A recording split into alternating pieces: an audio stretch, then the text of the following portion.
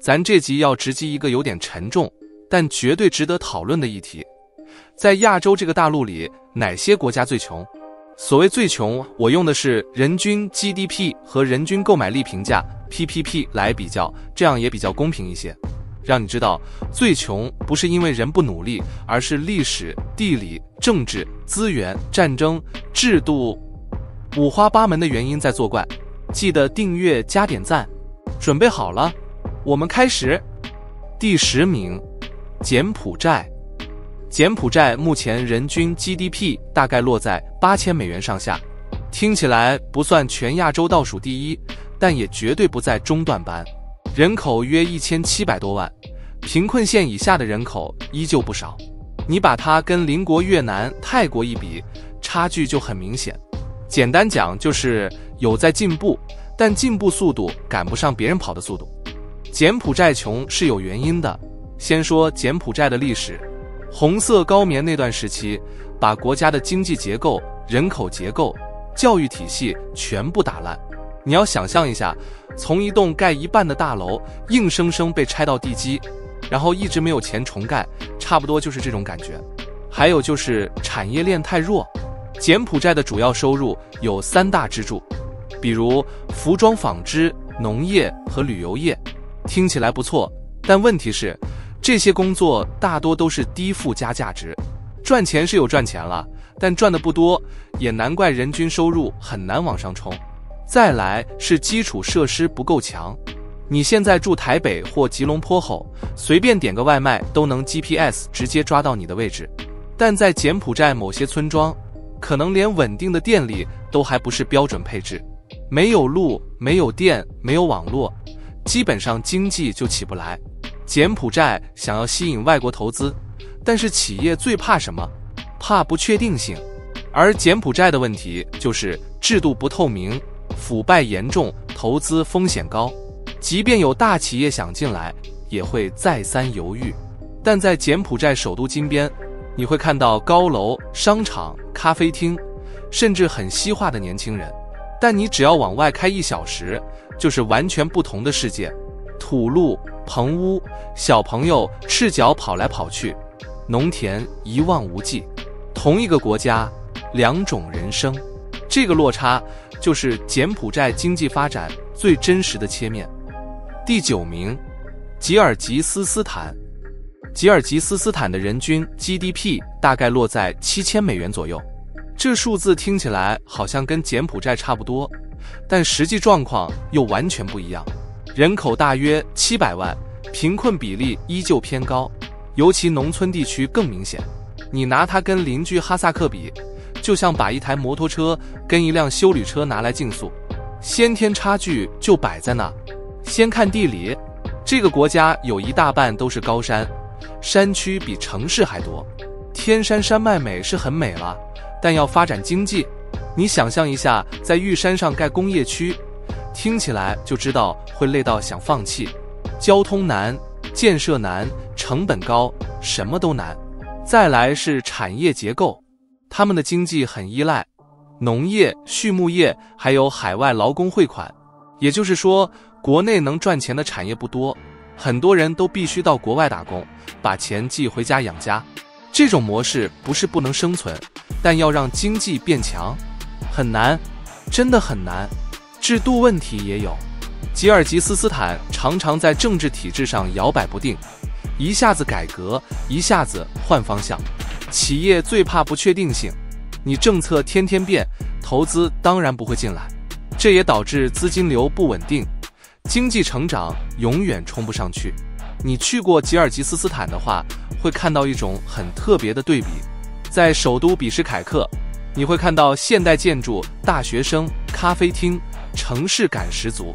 但你只要往外跑到鄉下，那畫面瞬間变成紀錄片，牧民騎馬，羊群滿地跑，傳統氈房一頂一頂排在山腳下。不是不好，而是生活方式完全不同。第8名，塔吉克斯坦。塔吉克斯坦的人均 GDP 大概在5000美元多一点，這個數字在亞洲裡面就是標準的後段班，跑不掉的那種。全國人口大約900多萬，貧困率長期維持在高點，怎麼壓都壓不下來。你拿它跟鄰國哈薩克、土庫曼比，就會發現整個等級完全不一樣。別人是高速公路，它是山路9轉18彎，怎麼追？追不贏。那塔吉克斯坦到底在困難什麼？簡單說，它的問題不是一兩個，而是整套組合成型的。我們先講最關鍵的地形。塔吉克斯坦幾乎是全亞洲最陡的國家之一，國土裡超過90%是高山峭壁，連平地都要排隊才找得到幾塊。你要在這種地方發展工業，建築難，物流難，運輸成本貴到哭，企業看了全部搖頭。再來是國家起步點超低，蘇聯解體以後，塔吉克斯坦直接爆內戰，整個國家像被按下清空資料，工廠沒了，設備壞了，人才跑了，重建速度慢到像撥號上網。到現在，很多系統都還在補洞，國內能撐的產業不多，水力發電，少量礦產，還有一點農業，但這些產業都不夠大，不夠強，撐得了基本生活，撐不了經濟升級。基礎設施也很辛苦，道路要修就先面對山，書店要鋪就先面對山，網絡要蓋也還是山。山多不是壞事，但對經濟發展來說，就是天生難度調到專家模式。不是他們不努力，是環境太硬，資源太少，機會太窄。塔吉克斯坦現在卡在一個很尷尬的位置，人力依赖國外，國內產業弱，基礎建設貴，現代化推進慢。第7名，緬甸。緬甸的人均 GDP 大概落在5000多美元，這個數字基本上已經穩坐亞洲後段班，沒什麼爭議。人口超過5500萬，但經濟能真正撐起來的產業其實不多。你如果把緬甸跟泰國、馬來西亞放一起比，就會覺得它像是被時代落在後面。緬甸窮，不是因為資源少，而是因為國家被按暫停鍵太多次。先講最大的問題，政治。緬甸這幾十年真的很像在坐雲霄飛車，一下開放，一下封閉，一下選舉，一下政變，整個國家政策像在換頻道。企業最怕不確定性，而緬甸剛好是全套不確定性合集，投資者看了心裡都會怕。再來是戰爭與衝突，緬甸的民族問題非常複雜，內部有多個武裝團體，多個自治區，衝突不斷，治安不穩定。這種國家要發展經濟，真的不是難，是幾乎不可能。你想想，一個國家如果連今天會不會打起來都不確定，誰敢蓋工廠？誰敢投資10年計劃？這就是緬甸的現實。再講產業結構，緬甸的經濟長期靠農業、天然氣出口，還有少量製造業。聽起來乖乖的，但附加價值低，技術含量也不高。你看，鄰國泰國已經發展到電子、汽車、觀光複合產業，緬甸卻還停在傳統經濟模式，差距就這樣越拉越大，基礎設施也很傷。緬甸很多地區連穩定的電都沒有，用電量一高就跳電，網絡也慢，路更不用說。電力不足等於產業無法擴張，網絡不穩等於資訊時代直接少一條腿，交通爛等於物流成本高不起來。你現在在台北，在新加坡要叫外賣，只要點一下，但緬甸很多地方你連手機訊號都抓不太到，這個差距完全會決定一個國家能走多快。一句話總結緬甸，不是沒潛力，是被自己的亂局拖住腳，不是不能發展，是國家環境讓發展變成不可能任務。第6名，尼泊爾。尼泊爾的人均 GDP 大概在5000美元上下，這個數字在亞洲裡面還是偏後段，沒有懸念。全國人口接近3000萬，但真正能脫離貧困的比例一直爬不上來。尼泊爾窮，原因其實很物理，也很現實。我們先講最關鍵的地形。尼泊爾絕大部分是山，甚至有人開玩笑說，這個國家的平地不夠塞一個台北市。你聽了會想笑，但這是事實。地形太凶、太陡、太難蓋任何東西。你要修路、鋪電線、架網絡，每一個工程都像在爬喜馬拉雅山。再來是產業結構，尼泊爾的經濟主要靠農業、僑匯、旅遊。農業產值低，僑匯是靠人民到國外打工寄錢回家。旅遊雖然有珠穆朗瑪峰、博卡拉這些國際名景，但你不能把全國希望都壓在登山客身上。旅遊業賺錢沒錯，可只要遇到天災、政治動盪、全球疫情這種事件，整個國家的收入就會瞬間縮水。尼泊爾的制度問題也讓發展更慢，行政效率偏低，投資環境不穩定，法規常常卡關。外國企業來了也會猶豫一下，到底要不要長期留下。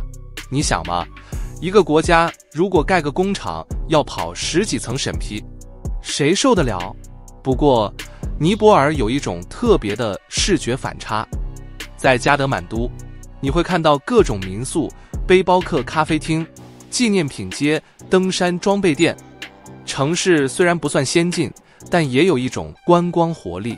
但你只要離開都會區，畫面馬上變成梯田、山路、吊橋、羊群、傳統村落，時不時還有小孩跑幾公里上學。同一個國家，仿佛在放2個時代的影片。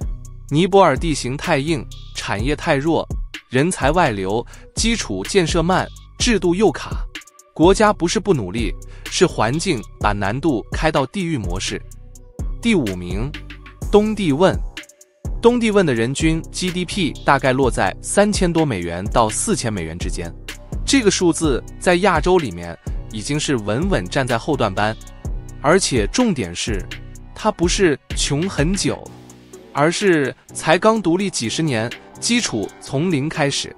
全國人口大約130多萬，人口少本來不是問題，但對經濟規模來說就是硬傷。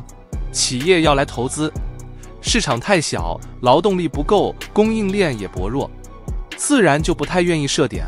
東帝汶窮其實非常有邏輯，這個國家2002年才正式獨立，換句話說，它的國家系統、政府機構、法規、基礎建設全部都比別人晚幾十年起跑。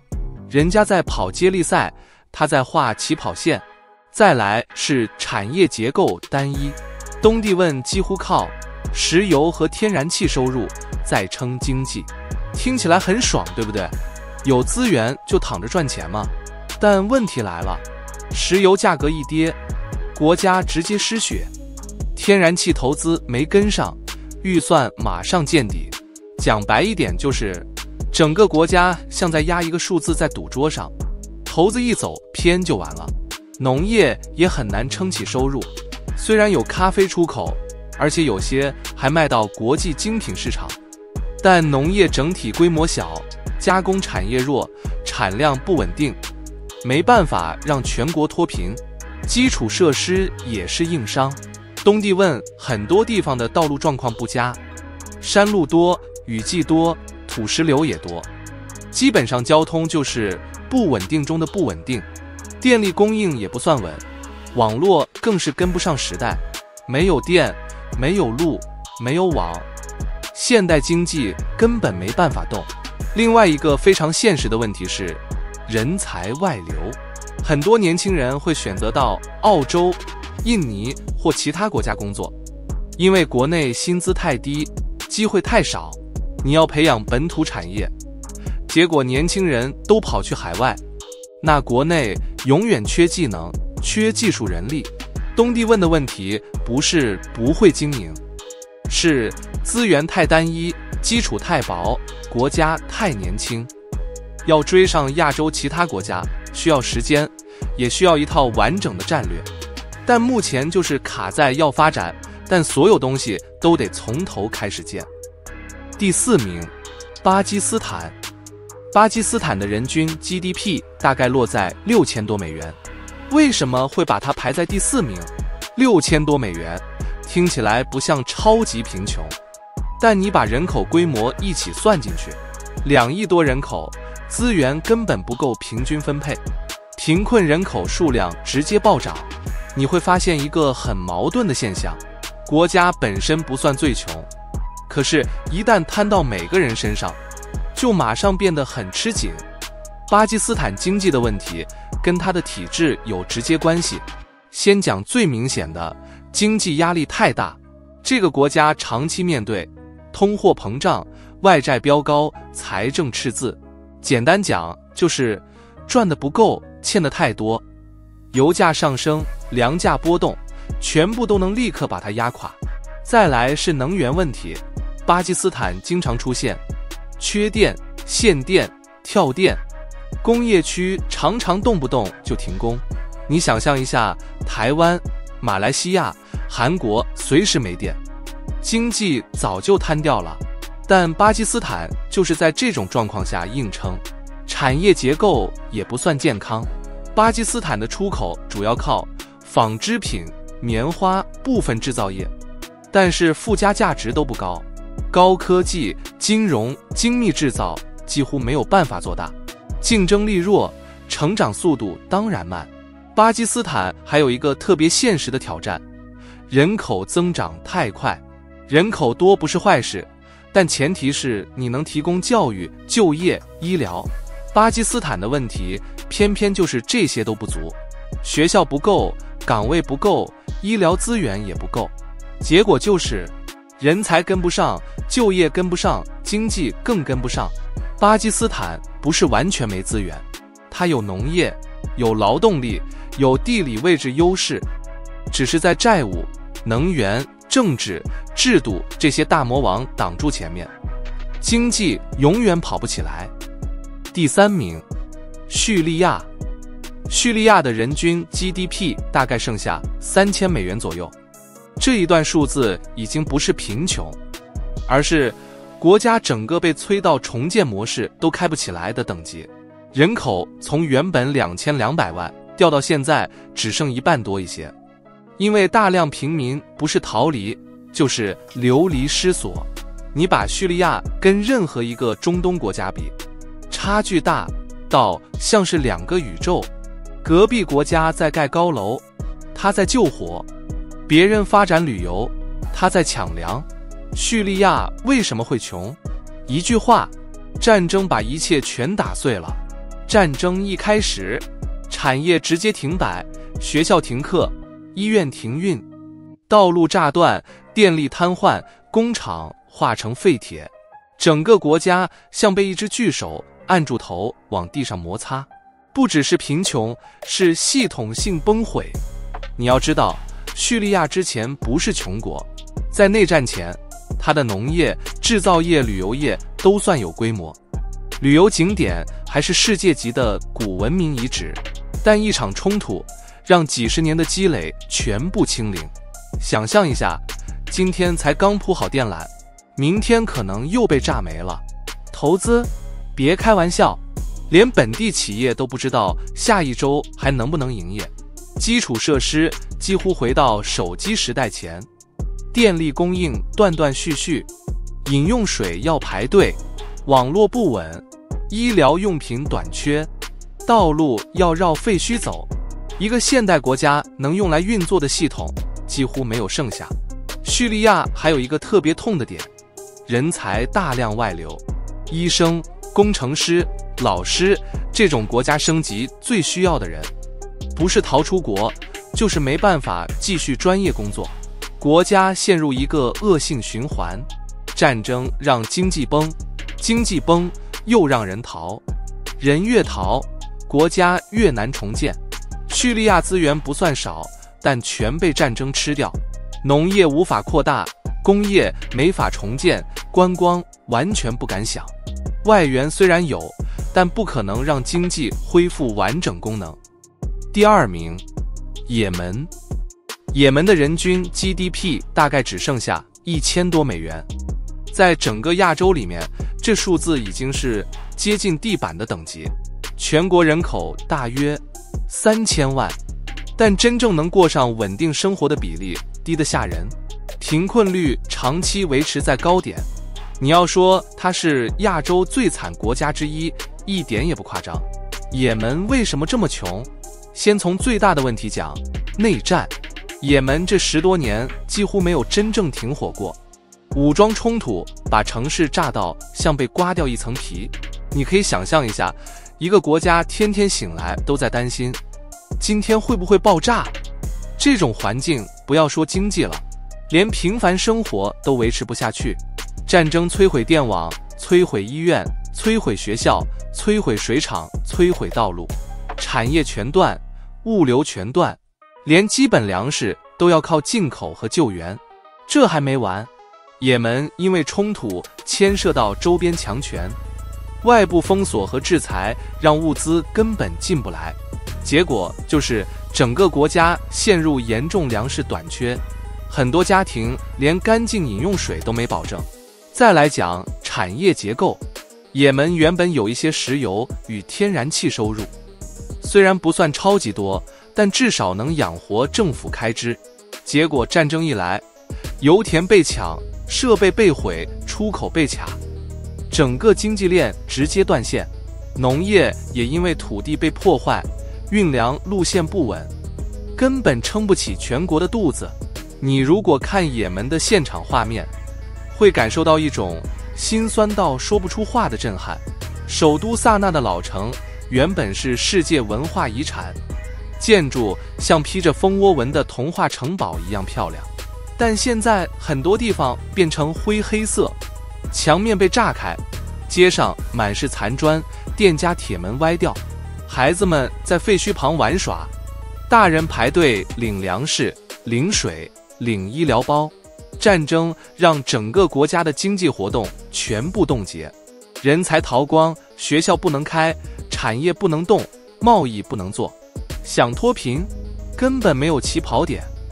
第一名，阿富汗。阿富汗的人均 GDP 大概落在1000美元以下。對，你沒聽錯，不是倒數，不是低端，是整個亞洲直接坐在最底層的位置。人口將近4000萬，但國家能提供的資源、就業、教育幾乎沒有辦法覆蓋這一大群人。貧困率高，失業率高，文盲比例高，所有惡性循環加起來，就是連起跑線都看不到的狀態。阿富汗為什麼會落到亞洲第一窮？一句話，長期戰爭把國家打成碎片，碎片還沒拼完就繼續被打。阿富汗幾十年來幾乎沒有真正和平過，從外部入侵、內部武裝、政權更迭，到最近的塔利班重新掌權，國家像是卡在一個永遠停不了的混亂模式裡。戰爭摧毀工廠，摧毀學校，摧毀醫院，摧毀水電設施，摧毀道路。你能想到的現代國家必要條件，阿富汗幾乎都被打壞過至少一次，有些地方被炸到像從來沒有發展過一樣。更慘的是，阿富汗無法維持正常的經濟循環。你要有工厂、電力、道路，穩定政權呢？你要有農業、灌溉、技術、市場呢？你要外資、法律、秩序、安全感呢？而阿富汗恰恰就是這些都不具備，教育更是一個巨大斷層。長期衝突讓學校無法正常運作，很多孩子一出生就面對戰爭，能不能讀書完全看地區，有些地方女童甚至不能上學，教育缺一代就夠慘了。阿富汗缺了幾十年，想恢復根本不是幾年內能補回來。阿富汗不是沒有資源，事實上它擁有全球價值極高的礦產，鋰、銅、稀土、寶石全都有，但重點是這些資源完全沒有辦法安全開採，也無法順利出口。有礦卻不能挖，挖了沒法運，運了沒人敢買。資源非但沒有變成優勢，反而變成引發更多衝突的原因。一句話總結阿富汗，不是窮的問題，是國家運作本身被戰爭關機。沒有和平，沒有穩定，就沒有經濟。它不是亞洲最窮，它是亞洲最沒有條件恢復正常國家功能的那一個。好啦，你現在應該很清楚一件事，國家窮不是天生的，而是歷史、地理、制度、戰爭、資源分配這些因素一起把國家往後拉。你現在看到的貧窮，其實也是整個世界很真實的一個鏡子，並不是所有國家都在同一起跑線上，也不是每個人都能享受到穩定社會帶來的好處。最後，我也想問問你們，你覺得這10個國家裡面，哪一個最有機會在未來10年翻身？又是哪一個讓你最意外、最心酸，或最想進一步了解？快點留言告訴我，還有記得訂閱加點讚，我們下期見。